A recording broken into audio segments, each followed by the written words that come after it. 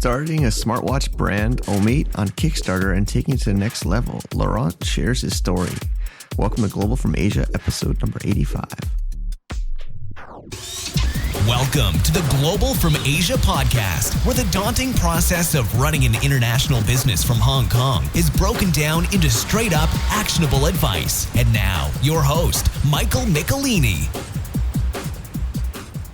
Thank you, everybody, for tuning in.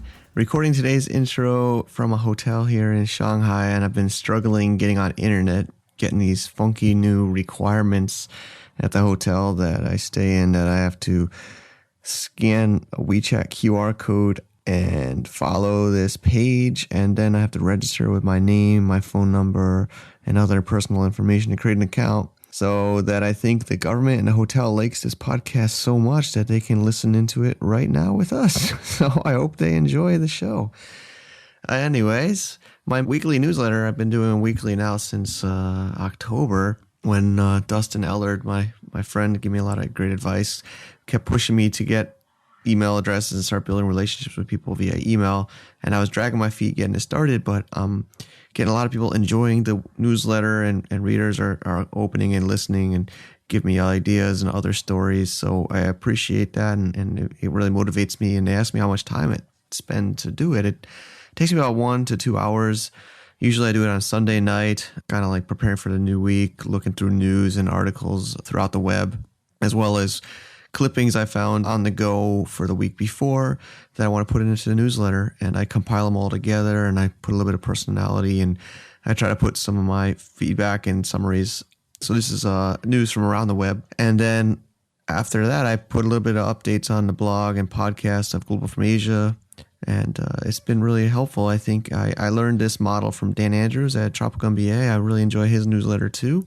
So if you guys want to get some news and updates about Hong Kong business, Asia business news, I try to keep it a little bit fun and sometimes throw a joke or two in there too. You can check it out and subscribe at globalfromasia.com/subscribe.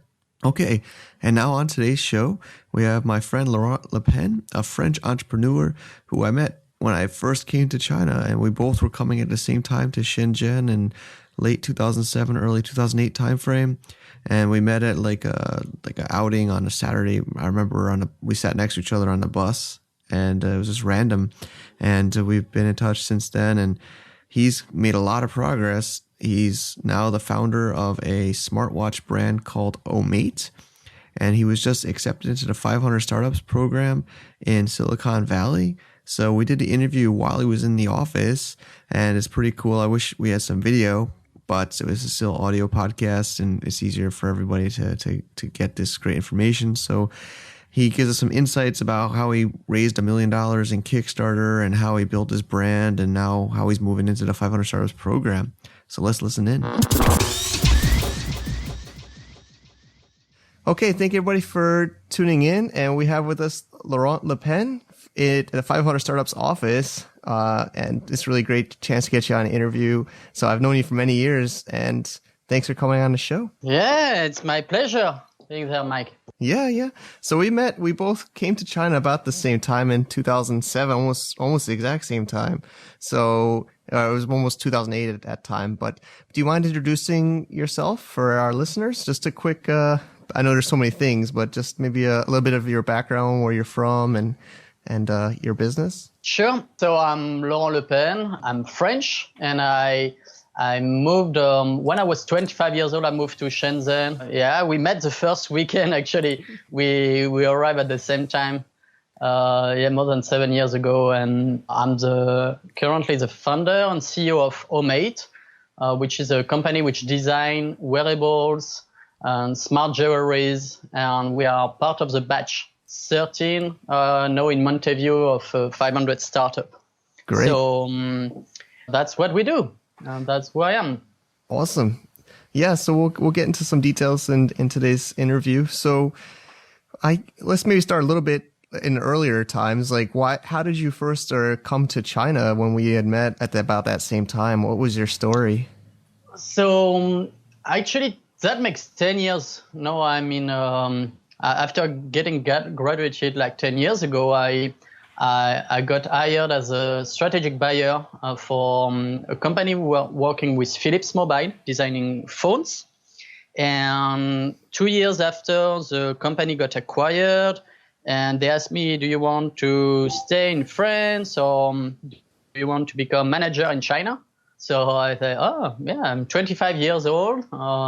I decided to move to China. So that was a great, epic adventure. And then step by step, I continue working in the mobile phone design industry up to creating, setting up my company almost 2 years ago. Got it. So, yeah, I mean, you definitely have tons of experience and you've been doing in this space for so many years. I remember you showing me some of your projects in those days. So then let's talk about your current venture, Omate. When did that start and how? So basically, it was in early 2013. I was in charge of a product with my partner Jack. We were working on a very tiny module, and we called that. It was an Android board that we created, and the goal was to make Android wearable. And we didn't know that a year after, Google would be working on that, but we show that module to many of our potential customers. So every big companies, big tier one mobile companies, been to Japan, to the US, to Korea. Anyway, all of them told us is great, but it's very complex. So we decided to do it by ourselves. So from the project name was Outdoor Mate, like a outdoor and mate. And then we use the O and mate, and we create Omate. And cool. Then with that project, actually, we launched it on Kickstarter 2 months after setting up the company, officially setting up the company in July 2013. So in end of August, we were on Kickstarter. And our goal was to raise $100,000 within 30 days. We raised them after half a day. So we got a lot of press suddenly. We got a lot of highlights in the media. And at the end of our campaign, we raised over $1 million. And after that, we have been working with our distributors, and it has been quite successful. Yeah, you did. Yeah, I mean, yeah, you've definitely gotten amazing Kickstarter that. You've been in some events you've been sharing a lot with other entrepreneurs and business owners about your Kickstarter success. So yeah, that's a great milestone, 100K on your alpha day and $1 million in your total campaign. That of course could be a whole interview by itself, but is there something you can like share that you think was success for the campaign for other listeners trying to learn? Or yeah, actually, right now, Kickstarter or Indiegogo are very popular for many entrepreneurs who want to. It's a great marketing tool, and it's a fantastic platform, like to get access to a lot of end user and a lot of customers. But it's not. Since the very beginning, and that's what I tell to anyone about crowdfunding, is definitely not a platform to make money. On $1 million, we just got break even from that $1 million. So, but it must be seen as a great marketing tool to build a brand, to build a global brand. And if it's driven by this kind of attitude, or if anyone want to launch a campaign and follow these rules, it can be very successful. If it's to make money, it really doesn't make sense. So it's really not like the goal. True. I would agree. But yeah, I mean, of course, you got a lot of press and you got a lot of exposure. So how was after Kickstarter? Of course, there's a lot of companies that have Kickstarter campaigns have trouble delivering or being on time. Yeah, I know. Yeah, definitely. The main challenge actually is, at least for us and for many people, is like we came from the business to business, from the the business side. We did not know anything from the enterprise side, let's say, and we did not know anything about consumer. We have been in learning curve about like how to deal with the end user, how to deal with the consumer, and that has been very, very tough because people are tough. We were a very professional team, and we are like a bunch of telecom engineers, so we know what we are doing. But after dealing with the end user, and we did not expect it like to receive that much feedback, that many feedbacks from everywhere in the world. We received, I think, on our Kickstarter page, we got like more than 20,000 comments, and every comment is an email. So we received suddenly I received like the first weeks, I received thousands of emails. So you cannot, we did not expect it that. Actually. We did not expect to receive, we were not ready on that. On the delivery, we were not too bad. Every successful campaign usually is late because you do not expect that big. But at the end, we were not too bad. So people were rather happy. Well, yeah, I mean, I also think because you've been in China for so many years already and you experienced, so I think that's definitely an advantage. You had a lot of other, I think, Kickstarter campaigns don't know how to do manufacturing or experience here, so you definitely have that advantage on your side. So that's great. And then I know, we've talked before, we meet many times in the past, so I've heard you speak about maybe getting some more larger contracts with like brands and distributors. Is that, maybe you can share with some people, was that from Kickstarter or maybe your own, like, I know you go to a lot of conferences and trade shows. How have you been able to get those types of relationships? So we had our background, our contacts, but as I mentioned before, we show that products to many people, and no one were really willing like to launch a product under their own brand. That's why actually, if one of them signed that project like under their own brand name, Omate would not exist. So I should say thank you to them now. But actually after that, the press, the marketing important. So we got suddenly like as a highlight, and people contacted us. So for example, still today, we have no sales people in the company. We have no one knocking any door. We only want to deal with people who are really interested in working with us. So it usually start by someone knocking orders or contacted us by email and telling us, hey, I like what you're doing. I would be interested in working with you. So that's more our strategy right now. Great. Yeah, it's definitely, like you said, like, I guess in a way you took maybe some problem or some, at the beginning, people didn't want to, it said it was too complicated, but then you ended up making Omate and now you've done really well. And so some people might have been discouraged by people saying it's too complicated, but it's great that you persisted and decided to make it with your own brand. And now you've gotten so far. So it's really great. So now you're in the 500 Startups program. Maybe explain the process, maybe from 2013 Kickstarter delivery, 2014. You were probably, did you do another I think you did another Kickstarter, right? No, actually we have, so very quickly, we launched on Kickstarter. We are already a real Kickstarter company. And then we focused on delivering, on shipping to our distributors as well. Last year was a big transition period because we were like, I think even more 2015 is a transition period, but all 2014 we were busy on this one product, and it's kind of hard to be a one product company. So because you are assimilated as that product. So we got very lucky to get into the radar of a semiconductor company called ARM and MediaTek in Taiwan. And they offer us like to be their lead customer on a new chipset, on a new component, which is very unique. Like, I mean, it never happened for this kind of giant company, a multi-billion-dollar company to select a startup to be the lead customer. So we took it as a great advantage, but actually it has been also, we say like leading edge technology. It's also like a bleeding edge technology because you are debugging and you are like.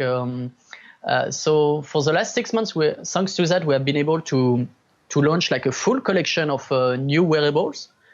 And step by step, we have been signing some good names. So we got like, so one of them is a Berkshire Hathaway company. Is Richline is one of the largest distributor of jewelry and watches in North America and the UK. We signed like many partnership with some telecom operators in Taiwan, in China. So we are growing step by step through our network or through opportunities.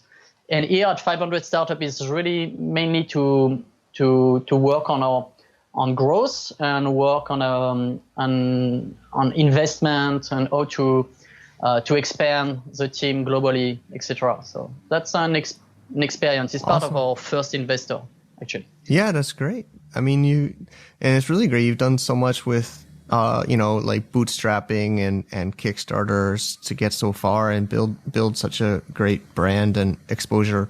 So I think you're on the right track. So it seems like you've kind of given us some ideas. You're growing the company in 500 startups, getting global distribution. What's maybe your 6 month, 1 year like plan? So we are actually working hard on expanding our wearables collection into smart jewelries because we got like a great PR, a great marketing campaign with our ladies watch. So we are working on things which are different than other companies. We're expanding into areas which are a bit underserved, actually, like a woman, like jewelries. We also announced like one of our smartwatch will be for Africa, will be assembled in Africa, would be made in Africa. Wow. So we are really doing things very different, in a different way than the big tier one companies. And so smart jewelry is part of our strategy, and teaming up with some people from this industry is part of our priorities right now. That's great. Yeah, of course we didn't talk about it, but of course the Iwatch is recently come out, and Android Wear. There's a lot of wearables is really, really hot, which is great. I mean, it means the market's there and getting bigger. So I like to hear that you're differentiating and the smart jewelry. That's pretty cool idea. And women, yeah, I guess most of these, I think, wearables are targeting geeks, I think, right? More than specifically like women. I guess there's a lot of girls that are pretty getting more tech and they still want to be fashionable. So it's an interesting angle. And what's been the feedback so far with women and jewelry wear? Yeah, actually, it's all about, I would say, what we believe. What we are doing right now is we are designing. We are working on building the wearables of the 21st century.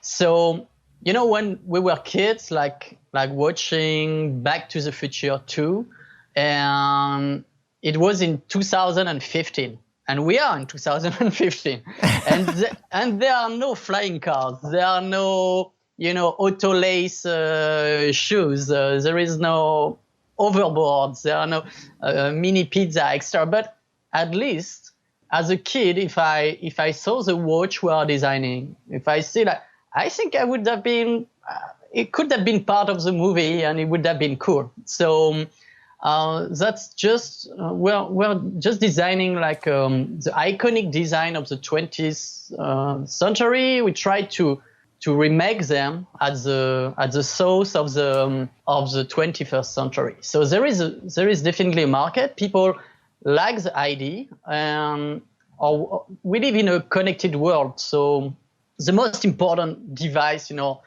world, for you, for me, for anyone right now is our smartphone.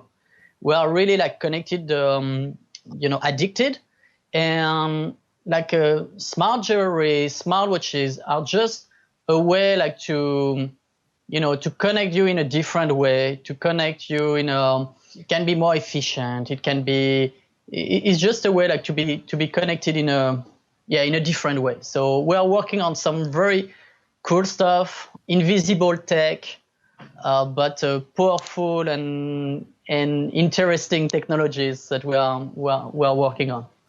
Cool. Yeah, I wish you the best, and you've been doing a great job so far. So maybe some listeners are at the edge of their seats wondering how can they try to build their own brand and hardware and Kickstarter. What are some tips you would tell an entrepreneur listening? It's hard. I mean, it's hard. Hardware, at least on the hardware is hard. So to build products is you need to team up with professional, and but to build your brand, it takes time. We're also in the learning curve, so I will not be like probably the best person like to give you advice, but because I'm also in the same boat as you to build a global brand. But from my side, what I'm trying to do is not to build the local brand. Is really like to very quickly. We didn't want it. I'm French, and our company is not a French company, or we were based in China, or when we are based now here in Mountain View. We really try to have no flag in our back. We try really like to build a global brand. So you don't know where your brand will pop up, where it will be successful. For us, suddenly it has been Taiwan and South Korea. Right now we are quite hot there, but we're very happy to have some hype or to have some attention in any country in the world. So the only thing I would say is like focus on the world. Build your Facebook is a great tool, I think, for that, because you can find people from everywhere in the world who can like your product. You can push some ads. You can get, through interest. So that's probably the only advice I could give. Like, try to build your social media community. Use Facebook is a great platform for that. Great. I think you also gave a lot of tips in the interview. I think you're doing it right. You didn't let things get in your way. Like, you tried to get some other brands to take your design, but they weren't interested, but you still went and persisted, and now you have Omate. But I think that's the right attitude, right? I think there's a lot of people are just wondering, how do they start? I think it's just really just doing it, right? And you're very positive, and we're always learning, right? I don't think we're ever going to be done learning. So it's just keep pushing forward, right? And I think you were just saying, like, the global market, finding where the market takes you, finding your niche, finding like where people want your product and your brand. So I think the whole show has been really helpful for people. So thanks, Laurent. That's all I have. And what are some ways people could reach out to you and into your business, Omate? So thanks for your time. And basically we can reach us out through Facebook. We are very if you write Omate True Smart, that's the name of our page.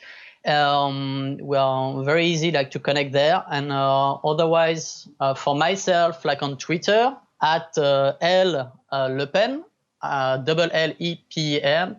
That's the best way to interact with me.